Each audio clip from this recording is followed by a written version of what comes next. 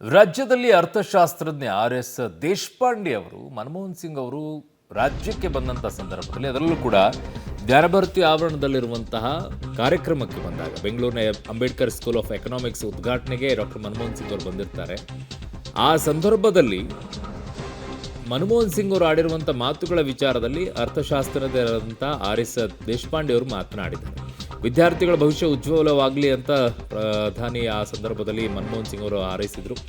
ಮನಮೋಹನ್ ಸಿಂಗ್ ಭಾಗಿಯಾಗಿದ್ದ ದಿನದ ಮೆಲುಕನ್ನು ಅರ್ಥಶಾಸ್ತ್ರಜ್ಞ ಆರ್.ಎಸ್. ದೇಶಪಾಂಡೆ ಅವರು ಹಂಚಿಕೊಂಡಿದ್ದಾರೆ. ಪಬ್ಲಿಕ್ ಟಿವಿ ಜೊತೆಗೆ ಅಪರೂಪದ ನೆನಪುಗಳನ್ನು ಹಂಚಿಕೊಂಡಿದ್ದಾರೆ. ISEC ಮಾಜಿ ನಿರ್ದೇಶಕ ಅರ್ಥಶಾಸ್ತ್ರಜ್ಞರಾದಂತಹ ಆರ್.ಎಸ್. ದೇಶಪಾಂಡೆ ಅವರು ಏನು ಹೇಳಿದ್ದಾರೆ ಕೇಳಿಸ್ಕೊಳ್ಳೋಣ. ಪ್ರೊಫೆಸರ್ ಮನಮೋಹನ್ ಸಿಂಗ್ ಅವರು ಚಿಕ್ಕಿದಾಗಿಂದ ಅಂದರೆ ಅವ್ರು ಪಾಕಿಸ್ತಾನದಿಂದ ಇಂಡಿಯಾಗೆ ಬಂದರು. ಆಮೇಲೆ ಅವ್ರಿಗೆ ಎಜುಕೇಷನಲ್ಲಿ ಅಂದರೆ ಓದೋದಲ್ಲಿ ತುಂಬ ರಸ ಇತ್ತು. ಅವರು BA ಫಸ್ಟ್ ಕ್ಲಾಸ್ ಆಮೇಲೆ MA ಮಾಡಿದರು ಪಂಜಾಬ್ ಯೂನಿವರ್ಸಿಟಿನಲ್ಲಿ. ಅಲ್ಲೇ ಫಸ್ಟ್ ಕ್ಲಾಸ್ 55ನಲ್ಲಿ ಆಯಿತು. ಅವ್ರದ್ದು 57ನಲ್ಲಿ ಅವರು ಕೆಂಬ್ರಿಡ್ಜ್ಗೆ PhDಗೆ ಹೋದರು. ಅವರು ನಟ್ಫೆಲ್ಡ್ ಕಾಲೇಜಲ್ಲಿ PhDಗೆ ಹೋದರು. ಅವರು PhD ಮಾಡುವಾಗ ಅವ್ರ ಥೀಸಿಸ್ ಟೈಟ್ಲ್ ಏನಿತ್ತು ಅಂತ ನಿಮಗೆ ಅದ್ರ ಬಗ್ಗೆ ತುಂಬ ಇಂಟ್ರೆಸ್ಟಿಂಗ್ ಇದೆ. ಅವ್ರ thesis title India's export trends and sustainable growth. ಇದು ಅವ್ರದ್ದು ಟೈಟ್ಲ್ ಇತ್ತು. ಯಾವಾಗ 1962ನಲ್ಲಿ 57 ಅವ್ರು ಹೋದರು. 5 ವರ್ಷದಲ್ಲಿ PhD ಮುಗಿಸಿದ್ರು. ಎಲ್ಲಿ ಆಕ್ಸ್ಫರ್ಡ್ ಯೂನಿವರ್ಸಿಟಿನಲ್ಲಿ ನಟ್ಫೀಲ್ಡ್ ಕಾಲೇಜ್ ಇದೆ. ಅದರಲ್ಲಿ PhD ಮುಗಿದಾದಮೇಲೆ ಅವರು ಇಂಡಿಯಾಗೆ ಬರೋಕ್ಕೆ ರೆಡಿಯಾಗಿದ್ದರು. ಆದರೂ ಆ PhDದು ಥೇಸಿಸ್ ಇತ್ತಲ್ಲ, ಆ ಥೇಸಿಸ್ದು ಒಂದು ಪುಸ್ತಕ ಮಾಡಿದರು. ಅದೇ ಟೈಟಲ್ದು ಪುಸ್ತಕ ಇದೆ. ಅದು ಇರೋದು ಇಂಟರ್ನ್ಯಾಷನಲ್ ಟ್ರೇಡಲ್ಲಿ, ಅಂದರೆ ಆಯಾತ ಮತ್ತು ರಫ್ತು ಪರದೇಶಕ್ಕೆ. ಇಂಟರ್ನ್ಯಾಷನಲ್ ಟ್ರೇಡ್ ಅವ್ರದ್ದು ಸಬ್ಜೆಕ್ಟ್.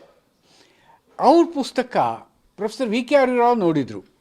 ಪ್ರೊಫೆಸರ್ VK ಹರಿರಾವ್ ಆವಾಗ ಡೆಲ್ಲಿ ಯೂನಿವರ್ಸಿಟಿಯಲ್ಲಿ ವೈಸ್ ಚಾನ್ಸಲರ್, ಆಮೇಲೆ ಡೆಲ್ಲಿ ಸ್ಕೂಲ್ ಆಫ್ ಎಕನಾಮಿಕ್ಸ್ಗೆ ಡೈರೆಕ್ಟರ್ ಆಗಿದ್ದರು.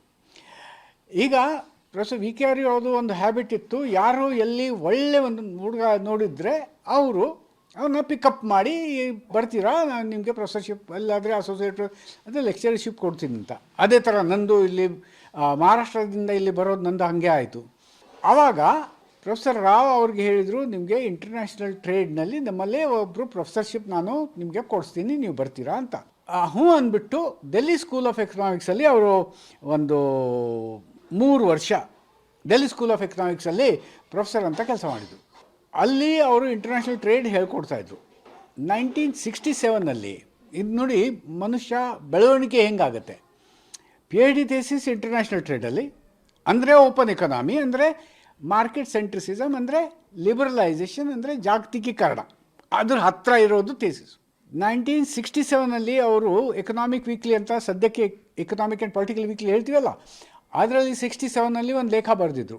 ಅದನ್ನು how India needs international trade ಅಂತ, ಅಂದರೆ ಜಾಗತಿಕೀಕರಣ ಭಾರತಕ್ಕೆ ಹೇಗೆ ಫಾಯ್ದೆ ಆಗತ್ತೆ ಅಂತ. ಅದು ಆದಮೇಲೆ ನಾನು ಅವ್ರಿಗೆ ಫಸ್ಟ್ ಟೈಮ್ ಅವ್ರನ್ನ ಭೇಟಿಯಾಗಿರೋದು 1980ಸಲ್ಲಿ, ಮಿಡ್ 80s, ಅಂದರೆ 85, 86 ಇರಬಹುದು. ಆವಾಗ ಅವರು ಕೊಲ್ಹಾಪುರಲ್ಲಿ, ಅಥವಾ ಸ್ವಲ್ಪ ಲೇಟು ಇರ್ಬೋದು, ಕೊಲ್ಹಾಪುರಲ್ಲಿ ಅವರು ಪ್ರೆಸಿಡೆನ್ಷಿಯಲ್ ಅಡ್ರೆಸ್ ಕೊಡ್ತಾಯಿದ್ರು ಇಂಡಿಯನ್ ಸೊಸೈಟಿ ಆಫ್ ಅಗ್ರಿಕಲ್ಚರ್ ಎಕನಾಮಿಕ್ಸಲ್ಲಿ. ಅದರಲ್ಲಿ ಮಾತಾಡುವಾಗನೂ ಅವರು ಹೇಳಿದರು, ನಮ್ಮ ದೇಶದ್ದು ಮುಖ್ಯವಾದ ವಿಷಯ ಅಂದರೆ ನಾವು ಇಂಟರ್ನ್ಯಾಷನಲ್ ಟ್ರೇಡಲ್ಲಿ ಹಿಂದೆ ಇದ್ದೀವಿ, ಅದರಲ್ಲಿ ಮುಂದೆ ಓಡಿಸ್ಬೇಕು, ಅಂದರೆ ಜಾಗತಿಕೀಕರಣ ಕಡೆ ನಾವು ಹೋಗಬೇಕು, ನಮ್ಮದು ರಫ್ತು ಮತ್ತು ಆಯಿತು ಜಾಸ್ತಿ ಆಗಬೇಕು ಅಂತ ಹೇಳಿದರು. ನನ್ನ ಜೊತೆಯಲ್ಲಿ ಮಾತುಕತೆನೂ ಆಯಿತು. ಆವಾಗ ನಾನು ಹುಡುಗ ಅಂತ, ಚಿಕ್ಕ ಹುಡುಗ. ಅದು ಆದಮೇಲೆ ಅವರು ಫೈನಾನ್ಸ್ ಸೆಕ್ರೆಟರಿ ಆಗಿದ್ದರು ಗೌರ್ಮೆಂಟ್ ಆಫ್ ಇಂಡಿಯಾದು. ಈ ಫೈನಾನ್ಸ್ ಸೆಕ್ರೆಟರಿ ಆದಾಗ ಅವ್ರು ತಿರ್ಗಾ ಈ ಪಾಲಿಸೀಸ್ ಮುಂದೆ ಹೋಗಬೇಕು ಅಂತ ಸುಮಾರು ಸಲ ಹೇಳಿದರು. ಮತ್ತು deputy chairman of planning commission ಆದರು. ಈಗ ನೋಡಿ, ಮುಂಚಿಂದ ಅಂದರೆ ಅವ್ರ ವಯಸ್ಸಲ್ಲಿ 25-27 ವರ್ಷ ಆಗಿತ್ತು. ಆವಾಗಿಂದ ಅವರು ಮಿಡ್ 80s, ಅಂದರೆ 1980 ಅಲ್ಲಿವರೆಗೂ ಅವ್ರದ್ದು ಒಂದೇ ಗುರಿ ಇತ್ತು, ಅಂದರೆ ಭಾರತ ದೇಶ ಜಾಗತಿಕೀಕರಣ ಕಡೆ ಹೋಗಬೇಕು, ಫ್ರೀ ಮಾರ್ಕೆಟ್ ಕಡೆ ಹೋಗಬೇಕು, ಮುಕ್ತವಾದ ವ್ಯವಸಾಯ ಕಡೆ ಹೋಗಬೇಕು. ಅದು ಇನ್ನೊಂದು ಸಲ ಬಂತು ಅಂದರೆ ಅವರು ಸೆಕ್ರೆಟರಿ ಫೈನಾನ್ಸ್ ಇದ್ದರು, ಡೆಪ್ಟಿ ಚೇರ್ಮನ್ ಪ್ಲ್ಯಾನಿಂಗ್ ಕಮಿಷನ್ ಇದ್ದರು ಆವಾಗ ಕೂಡ. ಆದರೂ ಅವ್ರಿಗೆ ಸ್ಕೋಪ್ ಅದು ಮಾಡೋಕ್ಕೆ ಸಿಕ್ಕಲಿಲ್ಲ. ಅಲ್ಲಿವರೆಗೂ ಭಾರತ ದೇಶದ ಆರ್ಥಿಕ ವ್ಯವಹಾರ ಈ ಸಮಾಜವಾದಿ ಇತ್ತು, ಅಂದರೆ ಸೋಷಿಯಲಿಸ್ಟಿಕ್ ಪ್ರಿನ್ಸಿಪಲಲ್ಲಿ ನಡೀತಾ ಇತ್ತು. ಪಂಡಿತ್ ಜವಾಹರ್ಲಾಲ್ ನೆಹರು ಅವರು ಫೆಬಿಯನ್ ಸೋಷಲಿಸ್ಟ್ ಅಂದರೆ ಟೋಟಲ್ ಸೋಷಲಿಸಮ್ ಕಡೆ ರಷ್ಯನ್ನಲ್ಲಿದೆ ಫೆಬಿಯನ್ ಸೋಷಲಿಸ್ಟ್. ಅದು ಸೋಷಲಿಸಮ್ ಕಡೆ ಹೋಗೋದು ನಮ್ಮ ಪಾಲಿಸಿ ಇತ್ತು.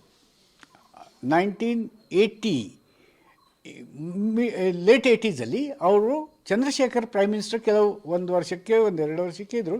ಆವಾಗ ಚಂದ್ರಶೇಖರ್ ಮೂಲಕ ಈ ಪಾಲಿಸೀಸ್ ಆಗಬೇಕು ಅಂತ ಹೇಳಿದ್ರು. ಅಲ್ಲಿನೂ ಆಗಿರಲಿಲ್ಲ. ಅದಕ್ಕೆ ಅವರು IMFಗೆ ಹೋದರು. ಇಂಟರ್ನ್ಯಾಷನಲ್ ಮಾನಿಟರಿ ಫಂಡಲ್ಲಿ RS ದೇಶಪಾಂಡೆ ಅವರು ಅವನ್ನೆಲ್ಲ ಮೆಲುಕನ್ನು ಹಾಕ್ಕೊಳ್ತಾ ಇದ್ರು. ಇನ್ನೂ ಹಲವು ವಿಚಾರಗಳಿದೆ, ಬಟ್ ಅಲ್ಲಿ ಕಾಡುವಂಥದ್ದು ಒಂದೇ ಪ್ರಶ್ನೆ, ಮನಮೋಹನ್ ಸಿಂಗ್ ಅವರು ಬರೋವರೆಗೂ ಕೂಡ ಈ ಬಗ್ಗೆ ಯಾಕೆ ಯೋಚನೆ ಮಾಡ್ತಾ ಇರಲಿಲ್ಲ ಅಂತಂದರೆ, ನಮ್ಮಲ್ಲಿ ಈಗ ಶುರು ಆಗಿದ್ದಿಲ್ಲ ಗ್ಯಾರಂಟಿಗಳ ರೀತಿಯಲ್ಲಿ, ಆಗಲೂ ಕೂಡ ಅದೇ ರೀತಿಯಾದಂಥ ಯೋಚನೆಗಳನ್ನು ಮಾಡ್ತಾಯಿದ್ರು, ಹಾಗಾಗಿ ಆಗಿರಲಿಲ್ಲ. ಬಟ್ ಮನಮೋಹನ್ ಸಿಂಗ್ ಅವ್ರ ಥಾಟ್ ವಾಸ್ ಬೇರೆ ಆಗಿದ್ದು.